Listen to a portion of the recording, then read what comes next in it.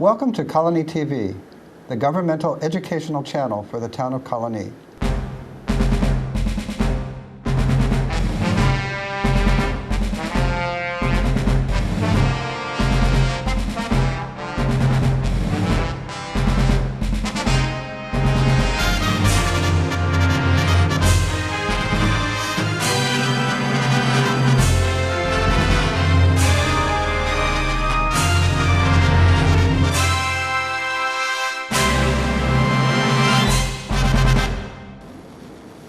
Well, welcome to So Many Books, So Little Time. My name is Joe Nash. I'm here with Zina Shevchik once again for show 37. Wow.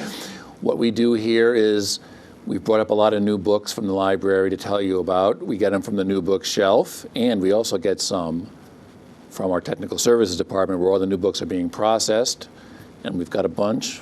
We never get to all of them, but today I'm going to try and get to all of them. All right. And as usual, Zina, who is suffering from a tiny bit of laryngitis, will be going first. Yes, my voice is going to crack today. Bear with me. Joe's going to do most of the talking today.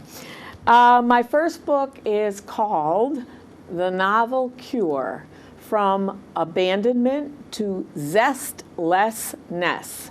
751 books to cure what ails you. Librarians would call this bibliotherapy. I love lists of books. I love to see what other people put on 10 best, 10 worst, 10 best books for this, 10 best books for that. So this really appealed to me, and it's the people who have written it, Ella Berthoud and Suzanne Elderkin, are from the UK, and it says that they actually have operated what they call a bibliotherapy service for quite a few years. I meant to, but did not get to their website to see what they actually do. Wait a minute. I thought they were from the UK. Yes, okay. They met as students at Cambridge 25 years ago. One still lives in England, and the other lives in Connecticut. Okay.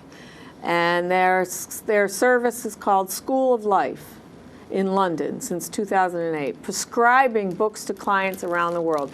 Now, it's they're talking obviously about psychological and emotional ailments primarily, but they also make recommendations for some physical ailments as well. And they really have a clever sense of humor. It's not all fun and games, but it is humorous. Let's see if I can. Can you give us an example? I'm going to give you an example and see if you can come up with it. Some of them are really obvious, but I have to say, at least I would say half of the books that they're mentioning, I've not even heard of. Okay. Now, you're a much better read person than I am, so you may know them. But there's some that are extremely obvious. All right. What if I said a book to cure adolescence angst? The Catcher in the Rye. Yes. Right, okay. A book about. And then they expound on it. It's right. funny. They expound on it for several paragraphs, and usually, again, it's some of it's tongue in cheek, some of it's very serious, actually, and it got good reviews. But you're saying they have 700 categories? No, they have 751 titles. Okay. So, under Lust, they have The Girl with a Pearl Earring by Tracy Chevalier. And it starts out with lust has its place, of course. We wouldn't feel alive without it. But when it comes to exercising judgment, let lust take a back seat. And then, it does go on and talks about Vermeer, Johann Vermeer, which is what that historical novel is about. But if I said Lying, Lying, it's a contemporary book. What would you think? Lying? This is the book it was made into a movie. This is the book that will cure lying? Yeah, well, yeah, it's related to, I don't know. Atonement by Ian McEwan. I was thinking of Ian McEwan. Now, see, some of these are good. Then they have things like the 10 best novels for teenagers, and They have, you know, things Okay, that we so- would know, the perks of being a wallflower, Catching the Rye, Slaughterhouse Five, Color Purple, The Book Thief. I mean, some of them are very serious, you know, they're very, very serious, very well thought through, but some of them are hilarious. And now here's Greed. No, they do include... Silas Marner. I don't They have The Pearl by John Steinbeck, but there's two I've never heard of. Union Atlantic by Adam Hazlitt. No, I don't know that. And The Color by Rose Tremaine. Now, again, maybe because it has a slightly UK slant, maybe there's some books in there, but I just think it's... Okay, I'll have to look at that. Under Alcoholism is The Shining by Stephen King, along with two other, I think, are probably serious titles. But so some entries have just one book listed. Some have a whole big long list. That looks interesting. So it is, and it did get good reviews. So it said Kirkus calls it a comprehensive introduction to the fine art of bibliotherapy. Okay, I'm going to look at that. Yes. All right, now my first book is the third book I've read this year on the 2012 election. This is the one everyone's been waiting for, though. The Jonathan Alter book and the Dan Baltz book were actually really good. But this is the one, Double Down, Game Change 2012 by Mark Halperin and John Heilman. They, of course, wrote the highly successful Game Change in 2008. And their technique is a little bit different than the more traditional journalists, like I just mentioned, Jonathan Alter. Those books are really good.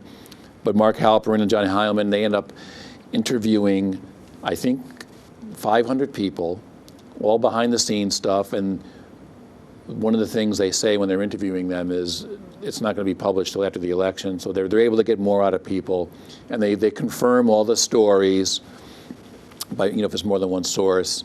And sometimes when they have people, even like Obama and Romney and others, what they're thinking in italics, they've gotten that from interviews. So if there's a scene when Romney's walking into a room and he's thinking, well, you know, he actually told them that.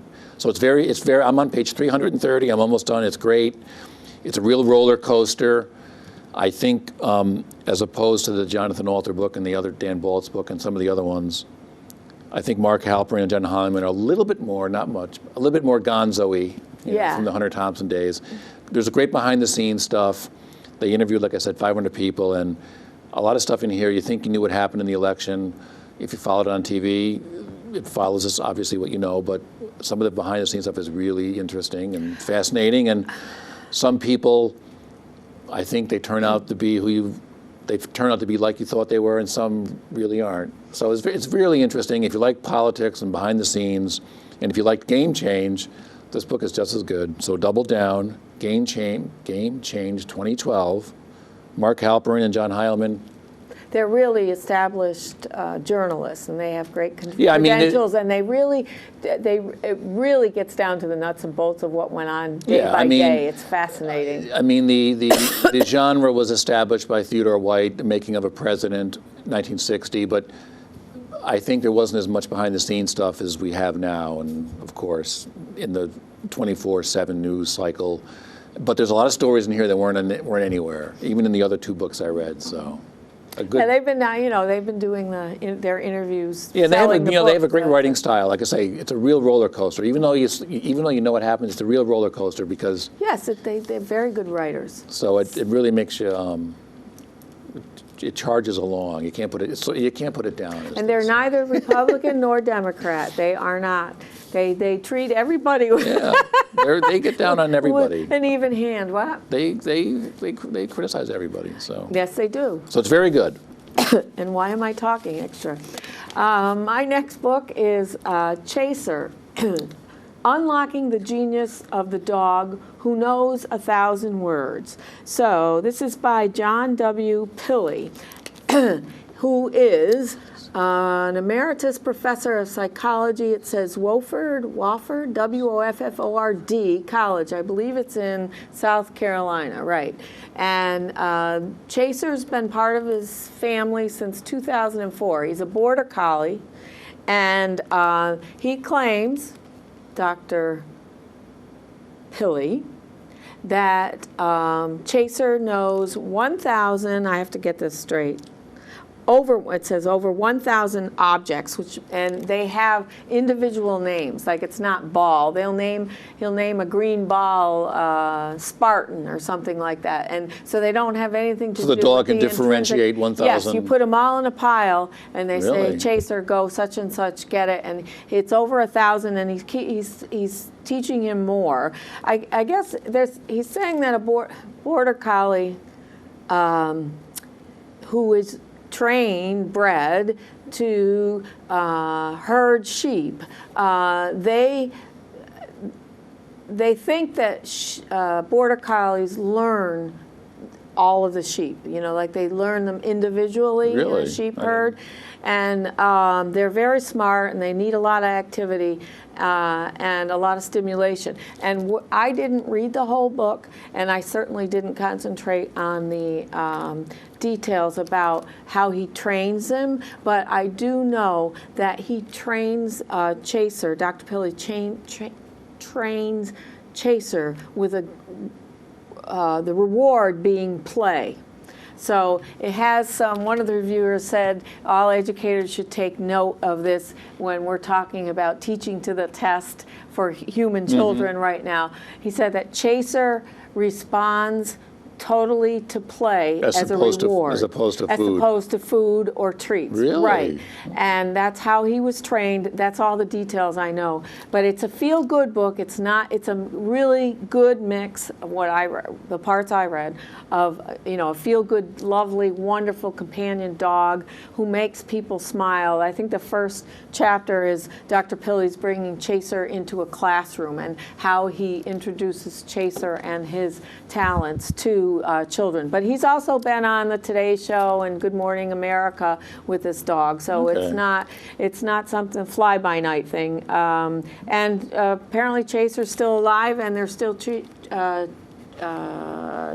him. Okay. And he's been reviewed by other scientists, and he's been written articles for major peer-reviewed journals. So this season's Feel Good with a little bit of science thrown Excellent. in. Chaser. Okay, now, my book is sort of a feel-good book, too. It's a really wonderful book. If you're a fan of, as you know, I am a fan of Philip Roth and his work. This is a book called Roth Unbound, a writer and his books by Claudia Roth Pierpont, no relation. And the reason this book is wonderful is Claudia Roth Pierpont is very good friends with Philip Roth. They have lunch, I guess they have dinner a lot, long extended conversations. And what this book is, and she's a critic herself, and she's also someone who from the early 2000s, Philip Roth has a certain stable of people, I don't know how many. He gives the first version of whatever book he wrote and to get comments before he does the revisions, and she was one of his first readers. So what the book is, what Claudia Roth Pierpont has done, it's a journey through, in chronological order, Philip Roth's biography and his books. But what makes the book so great and so wonderful is all through the book, no matter what they're talking about, because she has all these long extended conversations with them, Philip Roth comments on whatever she's talking about, whether it's one of his marriages, whether it's a situation he was involved in when he went to Israel, or whether it's one of his books. So whatever she's talking about, he's commenting on. So it's a really, I've never read anything like it. I mean, it's like having, it's almost like having, Philip Roth. Eavesdropping. Yes, it was really good. If you're a big fan of Philip Roth and his work, this is a really wonderful book. And I can't imagine their dinners and lunches they have, because he's a fascinating guy. He can talk about anything, and he's not as, I think some people think he's a harsh guy. He's really not. He's a real softie. I know you're not a fan of his. No, I'm not. But if you are, and her criticism of the work is very astute and everything. And I read to Philip Roth, she actually says in the beginning, he didn't give a final read. He says you can say whatever you want. And she criticizes she thinks some of his books, she says some aren't really that as good as some of the other, whatever. But just being able to write about an author, both life and works, and to have him comment on or double check or to say what's when you were married to Claire Bloom and all this stuff, and he just it's really great. So, Roth Unbound, a writer in his books. Aha. I like that stance on there. My next book is a lot less academic. This is called Literary. Well, this book wasn't academic. I didn't mean academic. I'm Okay. literary. I'll say that my laryngitis has gone to my brain. Beyond Winning, Smart Parenting in a Toxic Sports Environment. And it's by 3 people, Kim, John Payne, Luis Fernando Loza, and Scott Lancaster. I'm trying to figure out, they operate under something called Whole World Sports, and I'm not sure. So that's a book for parents. Yes, and it's very good. And I, given what the controversies that are going on right now about the safety of sports, certainly contact sports, and the elitism of some school sports, I think this is very timely. It talks about basically taking the sports away from the structure, the joy of sports, taking the sports for kids out of the hands of coaches and other fervent backers of organized sports. So unorganized sports like we used to play when you and I were kids? I think this is really practical. There's really practical advice in here. Like, how do you tell your kids what he says, that if you put your kid, if you put your kids in organized sports when they're 4, 5, 6, 7 years old, those are the ages when your child should be out imagining things. He should be out there, she should be out there imagining fighting pirates or creating castles or whatever, and that when you disrupt their their fantasy life, their imaginings, you are disrupting their development. Does she say they should be playing sports? They're 3 men. They're not women. Okay. Are they saying that they should be playing sports just with their friends, just unorganized? Yes. Yes. I would agree with that. Yes. Yes, and it explains how to talk to your kids about what's going on, how to talk to the coaches and other parents, how to find other parents who believe, as you do, that there should be more free play, and how to, if you want to, set up time for sports, free sports play, whether it's touch football out in the park on a Saturday morning, but only whoever comes. And he says also that the organized sports are not teaching skills. He says that in order to play football well when you're in junior high or high school or college, you have to master certain skills when you're young, and that the organized sports are so intent on winning, even at the time, Pee-wee this and Pee-wee that all of them are not learning the basics that you need to learn in drills and fun, but you learn them in drills, but in a fun way. You learn certain basic skills before you can develop into a good athlete in any sport. I would agree with that. So, but what's different about this is that it's not just a polemic against organized sports. They tell you how to address the issue in your own family and your own community, and it really is practical advice. And I thought it was worth bringing up.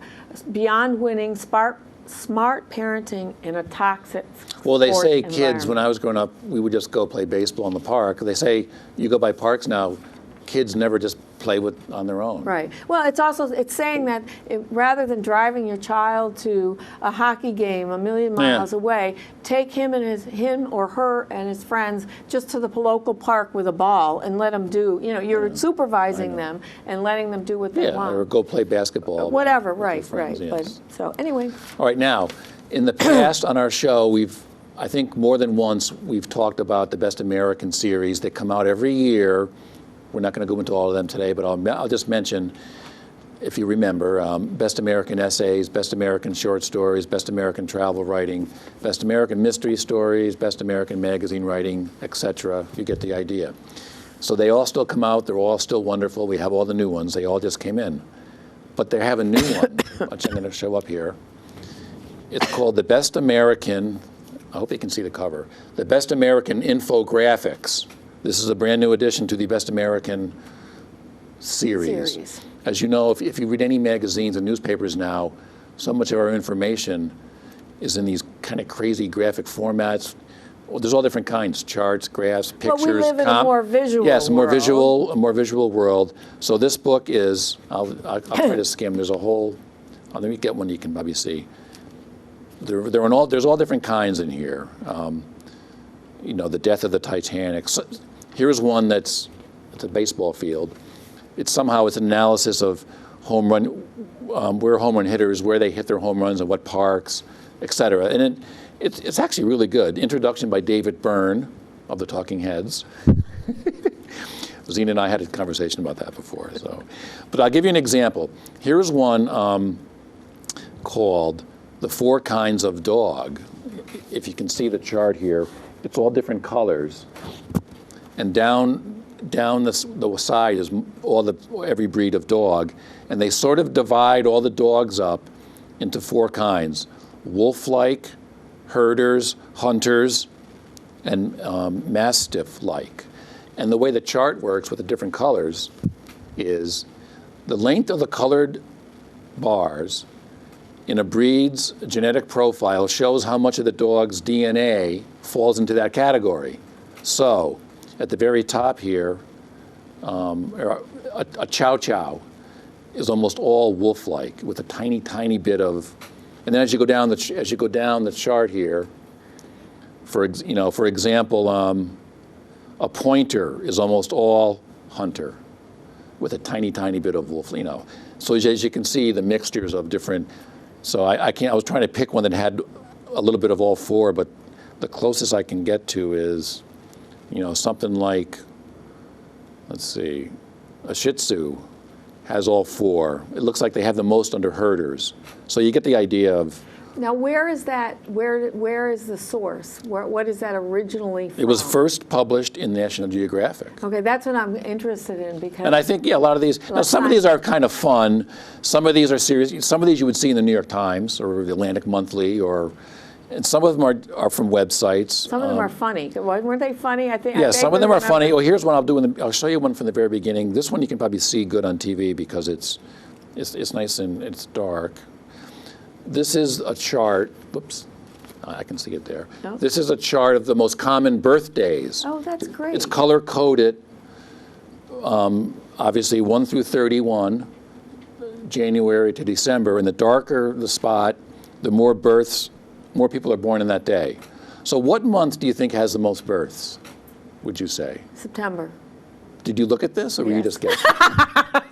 So that's interesting, though. And then they give some ideas, possibly people in the winter when they're inside more, if you back up 9 months, whatever. So it looks like most births are in July, August, and September. That's kind of interesting, actually.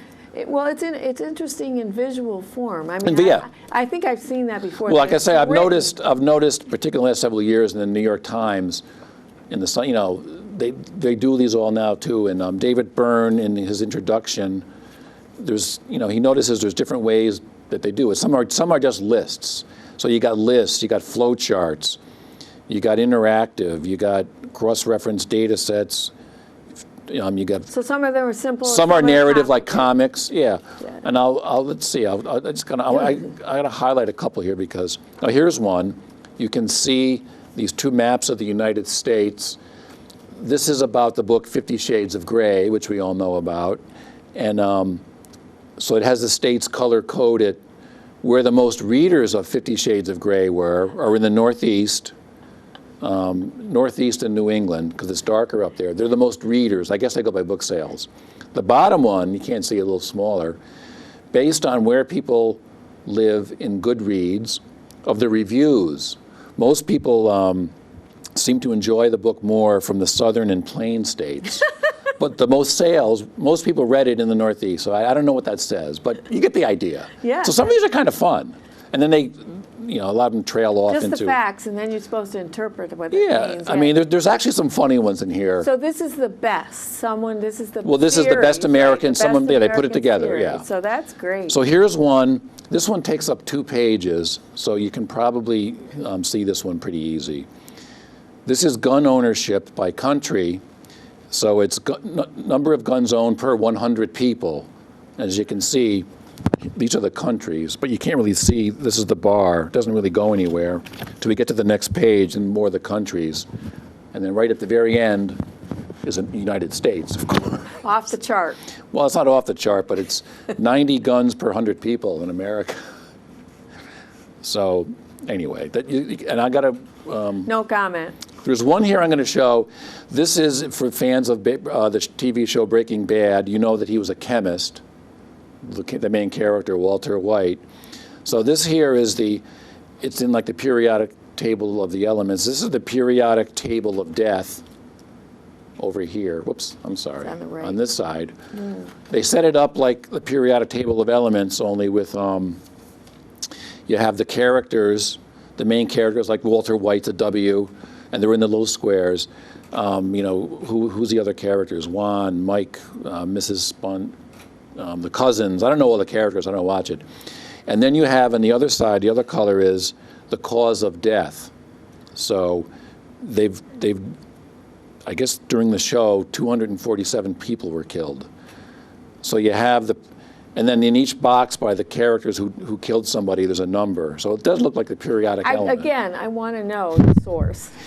It's probably some obsessed fan I that wanna went know through where every it show. came from, yeah. So what they did Who would is, do that? so then you can make little formulas. So I'm holding this up. This is the formula. I think you can see that. S4BXG. This is the formula of when Gus Fring in season 4 killed Victor with a box cutter. So you have the S4, season 4. BX was a symbol for box cutter. They got a whole bunch of, I guess there was a lot of ways people were murdered. And then G was Gus, the character. So and each character, like I say, Walter White's W, etc. So and you can make little formulas. It's hilarious. I'll do that for Downton Abbey. So there's thing, and so I guess that's all. I mean, there's all different kinds in here. It definitely sounds like something to amuse you for. Yeah, there's one in here about cold winter nights. There's one in here about spending during the primaries. I can't find it. Based on per vote. And if it was spent more, like on the map, like New Hampshire, the states are huge, and the other states are tiny. So you would get the idea. So. Money spent per Yeah. person, per capita. So it's beautifully illustrated graphics. So some are serious, some are funny, and but you're right. We are a more visual society. Absolutely. You pick up any newspaper now, even during the week. They're all so much. They use so a lot of many these more graphics. Pictures and graphs. Well, I remember, So my best American teachers struggling infographics. to get us to read pie charts in grammar school. So this is it's fascinating if the new generations can actually interpret or no less create. Well, sometimes they're kind of confusing to figure out. I'll Yes, see one they in the are. New York Times about electoral votes by something. I'm like, it'll take me like 5 minutes to figure out the way. That's good. Your brain's working. It's working in a new way. So that's a nice entry into the series. The other new one is, I didn't have it here, Best American Comics, because we know obviously another visual medium. Graphic novels and comics are widely popular. So Best American now puts out a collection of the best comics of the year, which are pretty good. So Best American. And that is means expanded. comic books or comic strips. Strips, books, or little stories. Even the New Yorker now, every once in a while will have a thing 4 or 5 pages long, all in graphic form. Oh, I haven't seen that. Anyway. New world. My next book I have not read. I just saw it come in yesterday. It's called Havisham, a novel by Ronald Frame. It's one review calls it an intelligently imagined Dickens prequel. It's how you, it's creating a pre-story to Catherine Havisham, the recluse in Great Expectations. in Great right? Expectations. So I actually have nothing to tell you about it except that this is kind of that it exists, that it seems like it got some good reviews, that maybe some purist will be offended by a prequel, or but some others of us will actually enjoy learning about the psychological, emotional, etc. Well, there's a lot of there's a lot of novels where they take characters from another book and yes, carry on. that they said that this was a style now that's well known, and I think that's clever to do something like that. I suppose that people would call it derivative. I know, but I would enjoy this. I did not enjoy Great Expectations until I saw it in several different incarnations on PBS and other shows, and then it started. But there's always a this chance. wasn't just torture. My teachers were not trying to torture me. There's always that chance. There was a famous novel 20 or 30 years ago, The Further Adventures of Huck Finn. I mean, I don't know. I just couldn't bring myself to read it. No, but you might get a new reader. I mean, this is, as I said, it's intelligently imagined Dickens prequel from Kirkus Reviews. Okay. So it can't be. This is a news review source we use quite frequently. It's Kirkus Reviews. I guess we don't rely on it completely, but because we have many other review sources. But Publishers Weekly liked it. Shelf Awareness liked it. But of course, I feel Kirkus is I've always liked them the best. They're a little quirky. Kirkus is quirky. They're the most reliable, if you ask me. Okay, Joe knows, because Joe is our collection development expert. So something new. A little bit different if you want to aren't really excited about the classics, but you'd love to put your toe in the water. Havisham by Ronald Frame. Okay, now my next book, the cover here says, "This book will change your mind about workplace dynamics." Even though I know you have a tiny bit of laryngitis, this book I'm going to have to ask you some questions about. You mentioned earlier, as we started, you've been working for 45 years. And you have two daughters in their, mid-20s, out in the working world in the big city. So this book is called 7 Myths About Women and Work by Catherine Fox. She's the Financial Review's columnist. Ooh. So what I thought I would do is, the book obviously only has 7 chapters.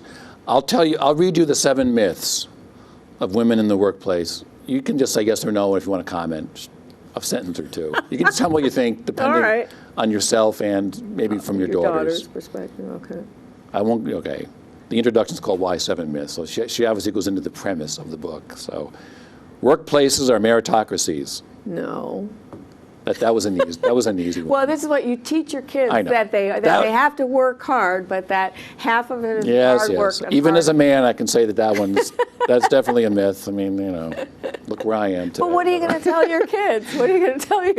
Okay, well, here's one, though. You may know more because your daughters are just entering the last 4 or 5 years, they've entered the workplace. The gender pay gap is exaggerated. Is that a myth, or you think it's... Probably. I think there is a wage gap, but I think there's a logical reason for some of it. Okay. Women don't want the top jobs. I think that we're taught, as in our culture, that it would be an awfully lot to give up if we aimed for the top. Really? Okay. Mm-hmm. Women with children don't want a career. I think a lot of women don't think they can possibly do both to the ultimate. So do you think that's a myth then, or is that? Say it again. Women with children don't want a career.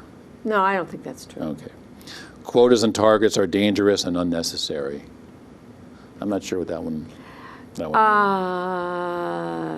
Wow, that's a long thing that I could. Well, that chapter is 30 pages, so you will. I think quotas. I think they have their place and time. Okay, and the myth 6: women should act more like men and they are their own worst enemies. No. Okay. And the final myth is, time will heal all. That's probably a big myth too, huh? Not just in the workplace. Now, I would take, time will heal a lot. Okay. How's that? So that's the book. I didn't really have a chance to review it. I thought I would read them and have Zina respond. So 7 myths about women in work. You can come and check the book out and see if you agree or disagree with Zina. You can go find her in the library. Okay. Oh, man, I'm not ready. Okay. Well, while you're getting a book, I have a really short one I'll do. All right. If you've ever tried to run a meeting using the Robert's Rules of Order, you can know it can be sort of complicated, and sometimes people don't even know the right rules. So I have 2 things here that will help you, right off the new bookshelf, and they were right next to each other. We have the Robert's Rules of Order, newly revised. 700, Ooh, it's nice looking. 700 pages, though. Is it heavy? No. But 700 pages, how could you run a meeting? The whole meeting would be trying to figure it out. So if you don't really want to go through all this because it's 700 pages, I have Robert's Rules for Dummies. So go to this book maybe first, and then if you really have to look something up, you can go to the store. So that's for the Congress, the Yeah, Robert's this Rules one. of Order. But the Dummies book, as you know, they're This is very for a simple. librarians meeting. Yeah, oh, well, we won't go into that. But anyway, Robert's Rules of Order, the real deal here. And you know, it's constantly being revised. Every couple of years, there's always a new edition. I don't know what could be added to it, but I sure don't know. Maybe there's new- I know they change the rules in sports all the time. maybe there's new rules. If you consider running a meeting a sport, All right, maybe there's new rules if people want to like tweet during the middle of a meeting or something, or go on yeah, Facebook. yeah, right. All right, so Yeah, Robert's that's Rules, probably it. and if you can't figure it out, Robert's Rules for Dummies.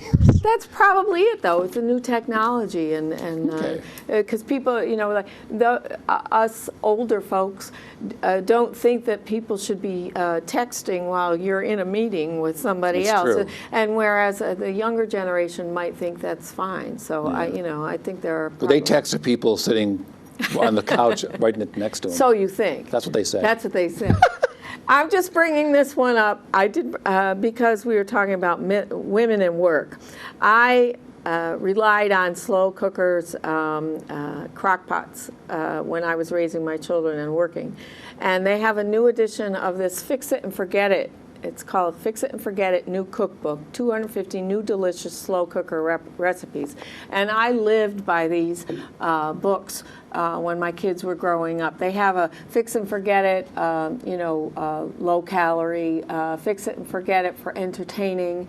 They're all slow cooker, and they don't have many ingredients and very little prep. Actually, and so I would say 8 out of 10 of the recipes that I used out of these books were, home runs. The others were all edible. They just, weren't great. Is that But is the that series. lasagna on the cover? Yeah, it is. You It can looks make- like Mexican lasagna. You is can what make it looks lasagna like. in a slow Well, cooker? sometimes, yeah. Sometimes you can actually, if you have a big enough slow cooker, you can actually put another a dish inside the slow cooker. I think it would be tough to get a piece of lasagna out of a slow cooker looking that neat Yeah. and nice. But listen, the difference between eating a home cooked meal with good, you can use fresh vegetables and everything, and good grains. You get a good meal. So I, just want to tell those of you who All right. don't know about it. Well, then I'll end with a food book. I wasn't sure I would talk about it because this book weighs like 20, 30 pounds. Now, Zina, did you know that we are in the midst of a modernist cuisine revolution? I looked at that before you picked it All right, up. this I book looked weighs- at it because I wanted to know what what is it? Modernist cuisine. Yes. Modernist This book weighs cuisine about was. this book weighs about 20 pounds. So it comes in a box, and it has 2 books within it. We have the smaller one. It's called the Kitchen Manual, which is the nuts and bolts and ingredients, temperatures and for all the recipes. I'm not for all the foods and all the all the things you need to know to cook, but the bulk of the book is this, what they say, A tome. lavishly illustrated. Whoa. It's got recipes. It's got. I looked at it. It's amazing. half recipes and half techniques. Techniques with new tools. And new tools, And modernist modernist new cuisine. ingredients, Yes. new ingredients, and new technology. Yes, what they've done is, in 2011, the two authors, they put out a book called Modernist Cuisine, The Art and Science of Cooking. It was 6 volumes, and apparently it sold out immediately. The two authors, I guess, are very famous chefs, Maxine Billet and Nathan Marvold. I hope I'm probably not saying it right.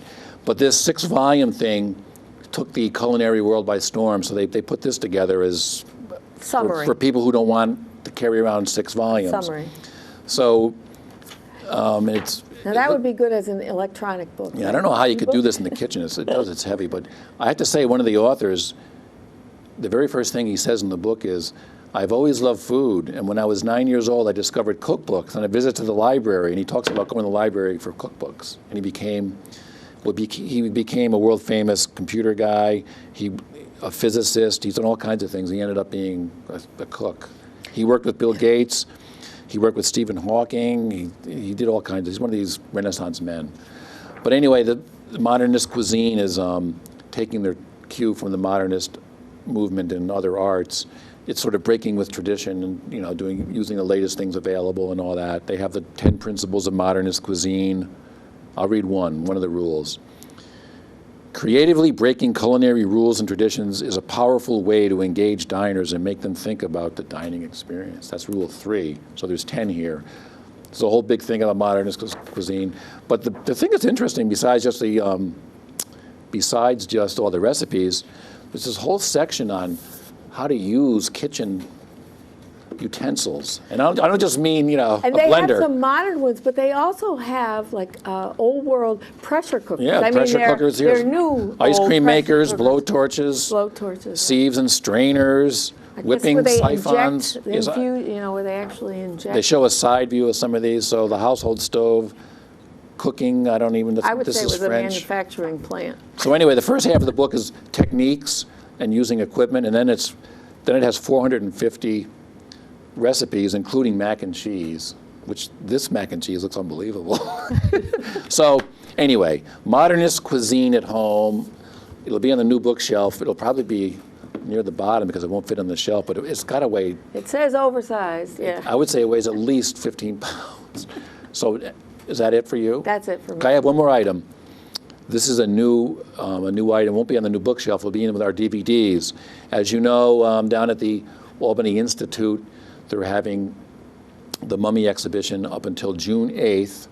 And as you know, they made a documentary about the mummies, their journey from Egypt to New York, up to Albany. They took them to Albany Med and x-rayed them to try and figure out, who they were, where they lived, what they did. And the movie, I think it's like 30 or 45 minutes. It's called The Albany Mummies, Unraveling an Ancient Mystery. We have the DVD if you want to come in and watch it before you go down to the Albany Institute. The exhibit's there until June 8th. So this is a DVD we have in the library. I just saw something, maybe I saw that, where it's been determined what King Tut died from. That's I not this. That's not that. That was something Okay. else. Okay. There's always shows on the History Channel about the mummies and King Tut and everything. Well, this was a new thing that I hadn't heard before, so I didn't want to give away the. But going by when they x-rayed the Albany mummies, I think they figured out their age, what they might have died from, some things about how they lived, and they showed, somebody came from the Albany, they showed it here. People said it was really good. So the exhibit's down there, like I said, till June 8th. If you want to find out more about it, you can watch this movie. So that is it for this time, and we'll see you next time.